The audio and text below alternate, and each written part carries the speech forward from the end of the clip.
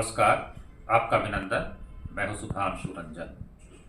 हाल में हुए राज्यसभा चुनाव को लेकर के राष्ट्रीय खबरें बनी। उत्तर प्रदेश से भारतीय जनता पार्टी के 8 प्रत्याशी विजयी हुए और हिमाचल प्रदेश से भी कांग्रेस के अधिकृत प्रत्याशी को हरा करके भारतीय जनता पार्टी का प्रत्याशी जीत गया।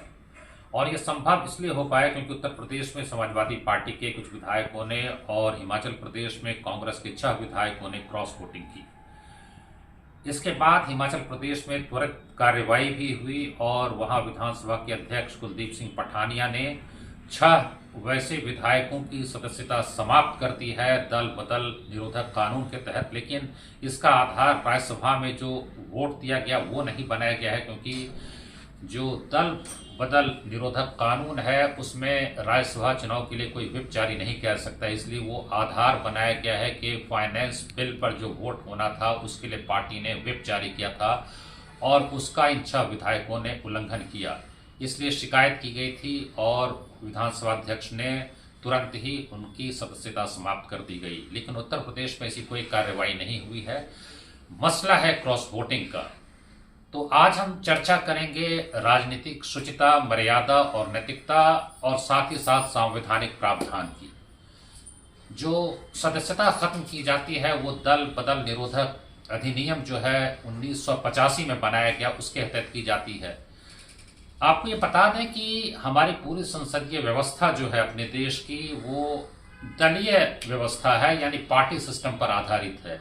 लेकिन ये बड़े आश्चर्य की बात है कि जब संविधान का निर्माण हुआ तो कहीं भी संविधान में पार्टी शब्द नहीं आता है।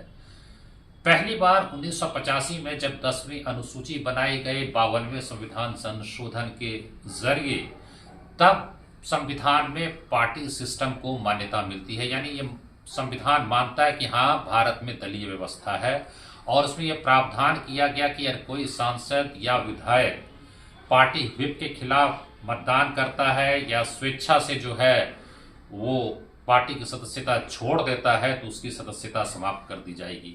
इस अधिनियम में कई बार संशोधन भी हुए हैं और इस अधिनियम को चुनौती भी दी गई कि ये सांसद और विधायक की जो व्यक्ति की स्वतंत्रता है उसको खत्म करता है और स्पीकर को अधिकार दिया गया है कि वो तय करे कि वो अयोग्य हो सकता है या नहीं। तो अध्यक्ष या सभापति जो भी हो, जिस सदन के पीठासीन अधिकारी हैं, उनकी शक्ति पर भी सवाल उठाया गया था और क्योटो उल्लंघन मामले में सुप्रीम कोर्ट में चुनौती दी गई। लेकिन सुप्रीम कोर्ट ने माना कि अधिनियम सही है और पीठासीन अधिकारी को जो अधिकार दिए गए हैं वो भी सही है। लेकिन सिर्फ एक प्रावधान जिसमें न्यायिक समीक्षा को जो है सो बाहर रखा गया था, यानी स्पीकर या चेयरमैन के फैसले की न्यायिक समीक्षा नहीं होगी, उसको खत्म कर दिया, क्योंकि न्यायिक समीक्षा संविधान की मौलिक संरचना का एक हिस्सा है। तो इस तरह से इसको जो है सो सुप्रीम कोर्ट की भी मुहर लग गई है। सवाल उठता है कि इस कानून को बनाने की जरूरत क्यों पड़ी। थोड़ा सा समझ लेना जरूरी है, क्योंकि इसके पहले जितने भी दल बदल हो रहे थे वो सभी स्वार्थ से प्रेरित, पैसे के कारण, सत्ता के कारण या अन्य इस तरह के कारणों को लेकर के सांसद और विधायक दल बदल करते थे। और ये इतना ज्यादा हो गया था कि 1967 में हरियाणा से एक मुहावरा निकला, आया राम गया राम, क्योंकि गया लाल नामक एक विधायक जो स्वतंत्र रूप से निर्वाचित हुए थे, उन्होंने एक दिन में 3 बार दल बदलने का काम किया। कांग्रेस में आए, फिर जो है वो विपक्ष में संयुक्त मोर्चा में चले गए, फिर कांग्रेस में, यानी एक दिन में ही 3 बार बदला। और जब कांग्रेस में लेकर के राव वीरेंद्र सिंह आए थे तो एक संवाददाता सम्मेलन में उन्होंने कहा था कि आया राम जो है गया राम, अब आया राम हो गया है। तो ये स्थिति है। थोड़ा आप अगर इतिहास में जाएं तो आपको पता चलेगा। और मैं मानता हूं कि शायद संविधान में पार्टी व्यवस्था पे इसलिए भी बहस नहीं की गई क्योंकि शायद किसी ने सोचा नहीं था कि हमारे सांसद विधायक जो हैं वो अपनी मर्यादा का ख्याल नहीं रखेंगे। और इसका सबसे बड़ा उदाहरण है कि 1948 में कांग्रेस सोशलिस्ट पार्टी का जब नासिक में सम्मेलन हुआ और उन्होंने तय किया कि अब पार्टी के नाम से कांग्रेस शब्द को हटा देना है, क्योंकि कांग्रेस सोशलिस्ट पार्टी की स्थापना तो कांग्रेस के अंदर हुई थी और ये समाजवादी विचारधारा के लोग थे। लेकिन जब उन्होंने उस सम्मेलन में तय किया कि कांग्रेस शब्द हटा देना है और केवल सोशलिस्ट पार्टी नाम रह जाएगा, तो उत्तर प्रदेश विधानसभा में 13 जो CSP कांग्रेस सोशलिस्ट पार्टी के विधायक थे और बिहार विधानसभा में जो 3 सदस्य थे समाजवादी पार्टी के उन लोगों ने इस्तीफा दे दिया, जबकि उस समय कोई भी एंटी डिफेक्शन लॉ नहीं था। जवाहरलाल नेहरू ने कहा भी था इसकी कोई ज़रूरत नहीं है, लेकिन उन लोगों ने इस्तीफा दिया। और इस्तीफा देने वालों में सबसे प्रमुख थे आचार्य नरेंद्र देव, जो कि समाजवादी आंदोलन के पुरोधा माने जाते हैं। उन्होंने यही कहा कि नहीं, ये बात कानून की नहीं है बल्कि राजनीतिक नैतिकता की बात है। हम उस पार्टी से चुनाव जीते हैं जिसमें कांग्रेस का नाम था, हम कांग्रेस के टिकट पर जीते हैं, और जब हम कांग्रेस से अलग हो रहे हैं तो ये मर्यादा कहती है कि हमें फिर से जनादेश प्राप्त करना चाहिए। वैसे ये अलग बात है कि वो सभी विधायक चुनाव में हार गए थे, वो एक अलग कहानी है, क्यों हारे अभी उसमें जाने की ज़रूरत नहीं है, लेकिन सच्चाई ये है कि उस समय उन लोगों की हार हो गई थी। लेकिन ये जो दल बदल निरोधक अधिनियम लाया गया 1985 में, इसके बारे में भी लोगों की अनेक राय है, और सबसे बड़ी बात जो इसके खिलाफ कही जाती है वो ये है कि इसने सांसदों और विधायकों की अभिव्यक्ति की स्वतंत्रता को पूरी तरह से खत्म कर दिया गया। संविधान का अनुच्छेद 105 पूरी स्वतंत्रता देता है सांसदों को कि वो सदन में अपना विचार पूरी तरह स्वतंत्र होकर रखें, उनको किसी तरह की कोई रोक नहीं है, और वो जो भी अपना विचार रखेंगे, पक्ष रखेंगे या मतदान करेंगे, उसको किसी अदालत में चुनौती नहीं दी जा सकती है, यानी पूरी सुरक्षा दी गई। और इसी तरह का प्रावधान जो है सो राज्य विधानसभा के अंदर विधायकों को भी सुरक्षा दी गई, उनकी भी किसी बात को या उनके द्वारा दिए गए मत को या जो वो पक्ष लेते हैं उसको चुनौती अदालत में नहीं दी जा सकती है। तो ये संसदीय व्यवस्था में ये माना गया कि सांसद विधायक पूरी तरह से जिम्मेदार हैं और जिम्मेदारी के साथ जो है वो अपनी बात रखेंगे। लेकिन जब ये अधिनियम आ गया है तो पार्टी जो है हर बार व्हिप जारी करती है। अगर कोई विधेयक आ रहा है या कोई प्रस्ताव आ रहा है तो पहले ही पार्टी का व्हिप जारी हो जाता है और विधायकों सांसदों को उसके अनुरूप मतदान करना होता है। तो इसने पूरी बहस को और पूरी पद्धति को बेमानी कर दिया है, क्योंकि किसी प्रस्ताव या विधेयक के पक्ष और विपक्ष में सांसद या विधायक अपना मत रखते हैं और ये माना जाता है कि सदस्य दोनों पक्षों को सुनकर के अपना मत बनाएंगे और उसके बाद मतदान करेंगे।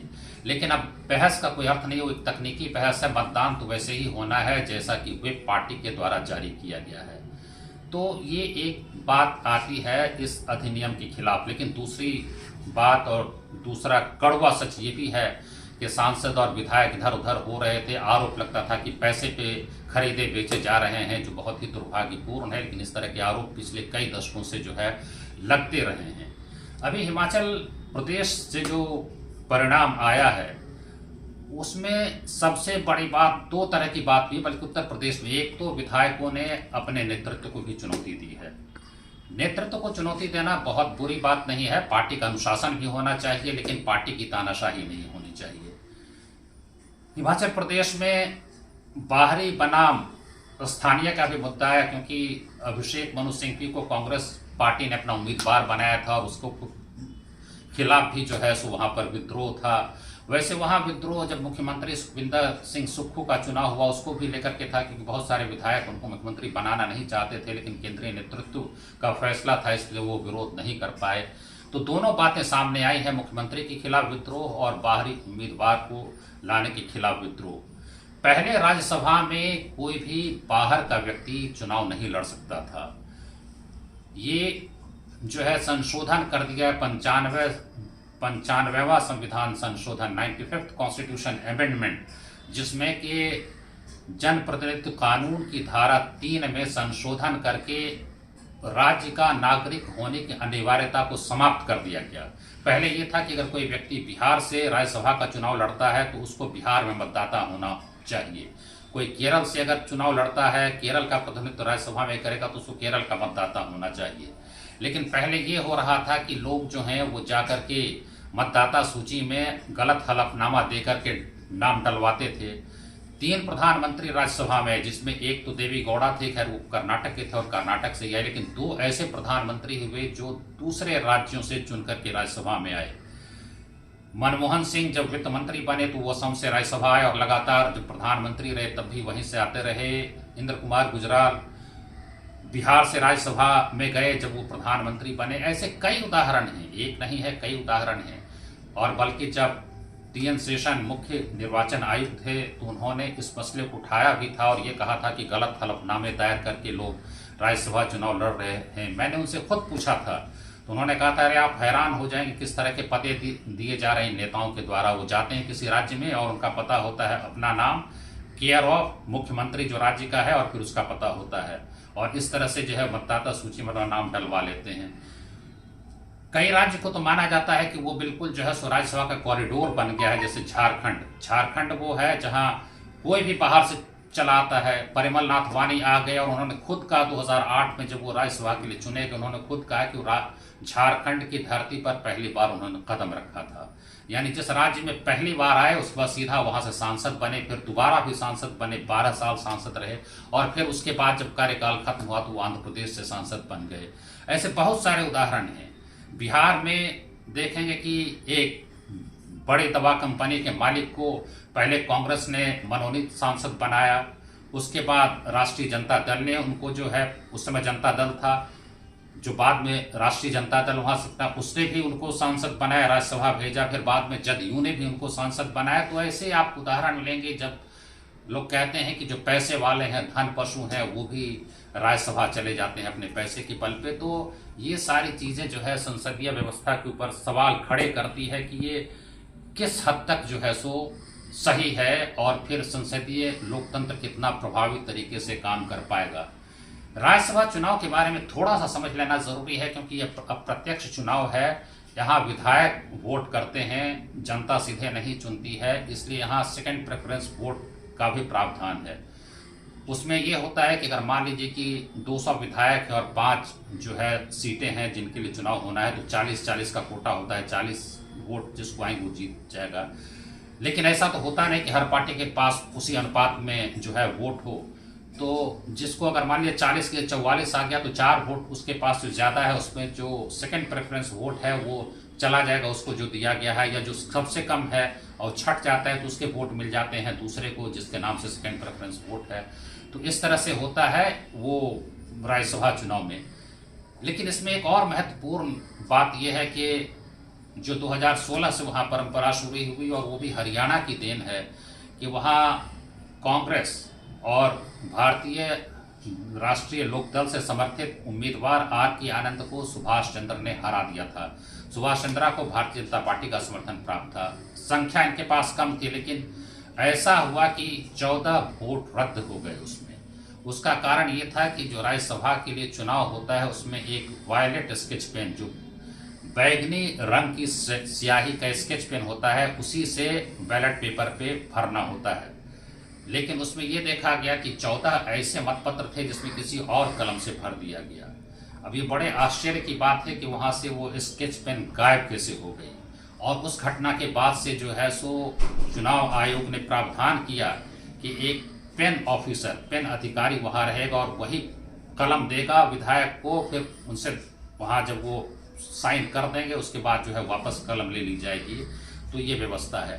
राज्यसभा में भी जो है सो चुनाव स्थगन का भी इतिहास 1992 में बिहार में राज्यसभा चुनाव हो रहा था, और लालू प्रसाद जो उस समय मुख्यमंत्री थे वो मतदान केंद्र पे चले गए, तो उस पर भारी हंगामा हो गया कि आखिर क्यों मुख्यमंत्री जा रहे हैं, क्योंकि उस समय विधायक नहीं थे, वो विधान पार्षद थे, बिहार विधान परिषद के सदस्य थे।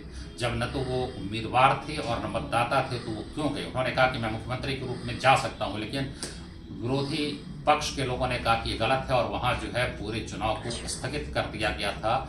और बाद में जब चुनाव हुआ तो चुनाव आयोग ने विधान परिषद के सचिव, जो डिस्ट्रिक्ट जज रैंक के अधिकारी होते हैं, उनको निर्वाचन अधिकारी बनाया, जबकि विधानसभा के सचिव को बनाया जाता है आमतौर पे। तो राज्यसभा चुनाव को भी लेकर के कई बार बहुत सारे विवाद हुए हैं, लेकिन वही सबसे बड़ी बात जो है अभी चल रही है वो क्रॉस वोटिंग को लेकर के चल रही है।